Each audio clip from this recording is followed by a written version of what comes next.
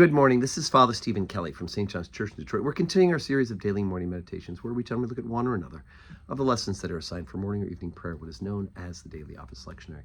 Today for Saturday, let's take a look at the lesson that's assigned for morning prayer from the Book of Numbers. Remember, the Book of Numbers is recounting for us once again the exploits and the tales of the Exodus from Egypt back into what will be, or into for the first time, the promised land that God has promised.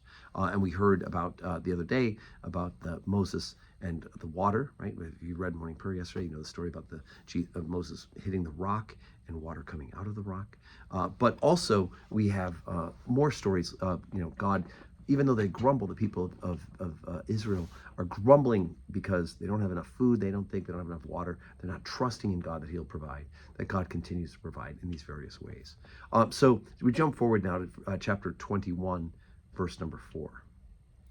And the journey from Mount Hor by the way of the Red Sea to compass the land of Edom, and the soul of the people was much discouraged because of the way. And the people spake against God and against Moses.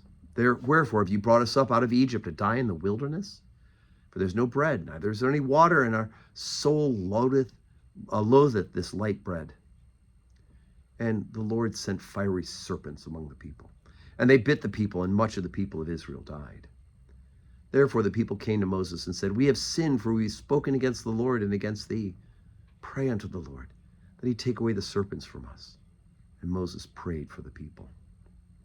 And the Lord said to Moses, Make thee a fiery serpent, and set it on a pole, and it shall come to pass that everyone that is bitten, when he looketh upon it, shall live. And Moses made a serpent of brass, and put it on a pole. And it came to pass that if a serpent had bitten any man, when he beheld the serpent of brass, he lived. Okay, a couple of interesting things about this. First of all, we know that we don't have the making of idols and images for the people of Israel, right? They don't have statues during Old Testament time of worship. And yet here God, and of course we had the problem with the molten calf, is right, because they were worshiping the molten calf as if it was a representation of God. And yet God doesn't expressly forbid, and matter of fact, he tells Moses to build this image of a serpent. It's not to be worshipped, but it's a reminder of God's mercy and a means of healing for them when they gaze upon the serpent. Now, have you ever noticed the symbol for a doctor's office is what? It's a serpent wrapped around a stick. So guess what? Here it is. This is where it comes from. It comes from this serpent on a stick. And so the idea of it, when he lifts it up, the people gaze upon it, they will receive healing from the bite of the fiery serpents. Of course, that bite was coming to them because of what they did.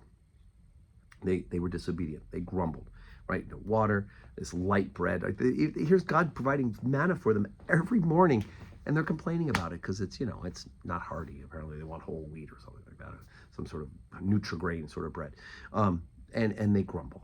And so God metes out a punishment upon them with these fiery serpents. And yet because of Moses' intercession, he relieves them by the fiery serpents. And by the way, this becomes also a foretaste of the salvation of one who is lifted up on a pole, isn't it, right? Because what did Jesus say? If I be lifted up, will draw all men unto me. So here was healing for a physical problem of the being bit by these serpents. But Jesus Christ is the health of the world. And he was, in fact, lifted up high on the cross.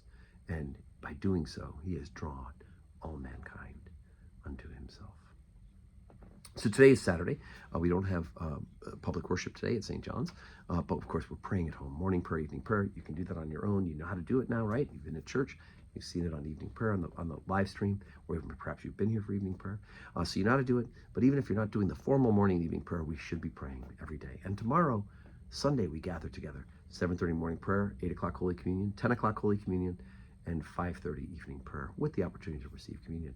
And a special thing at our 10 o'clock service is that the various representatives of the community organizations that do ministry in our neighborhood, we are having our Outreach Sunday where we will be providing them with some financial support for the various good things that they are doing around us. We don't need to duplicate these things, but because of God's provision to us, we are sharing what God has allowed us to receive as a monetary donation. We have gone and we turn around and we tithe 10% of that to others who are doing this ministry in our neighborhood. So please be sure to be here and join us in the welcoming of our guests and thanking God for the opportunity to join into their ministries as well. And I hope that you have a Saturday that's full of blessings.